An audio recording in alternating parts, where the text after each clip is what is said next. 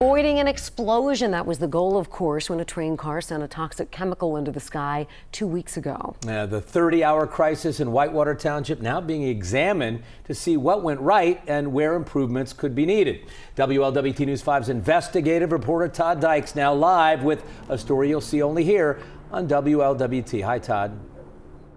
Yeah, hi, Mike and Shree. Doing a kind of post-mortem on last month's styrene leak that forced hundreds of families from their homes, it's a big deal. And one reason for that is because Cincinnati's Queensgate rail yard that you can see and occasionally hear behind me is home to a sea of train cars that carry all kinds of stuff, including chemicals that can be deadly.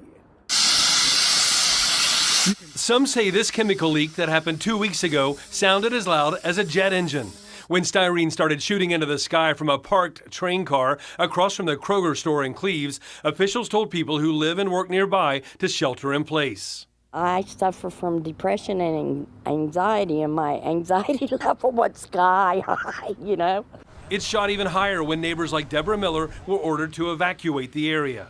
Suddenly the concern isn't as much shelter in place as it is what's going to happen if that rail car explodes. About 30 hours after fire and hazmat crews started dousing the tank car with water to cool the styrene down, officials lifted the evacuation order, letting residents head back to their homes.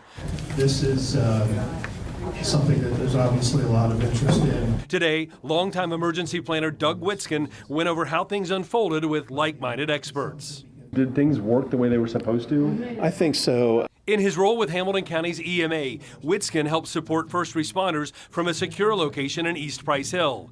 It's the same place where this large-scale tabletop exercise involving a simulated styrene leak unfolded back in May. All of those training exercises we do are practicing for what we actually had take place on September 24th. And all the things that you saw take place in that exercise in May, they all took place here.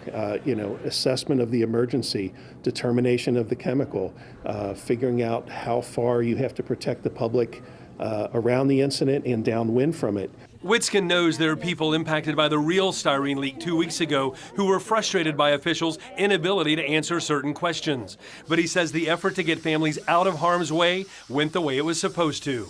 Yes, there's going to be lessons learned from this incident or from any incident, but I'm very pleased with how well we communicated, how quickly the instructions went out to the public.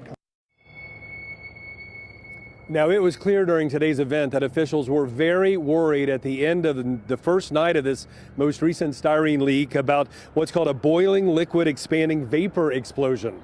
That doesn't sound good, and thankfully that did not happen, but the prospect of such a blast really shows how important it is for experts to do constant training in the event something similar happens on down the road. Reporting live tonight, Todd Dykes, WLWT News 5.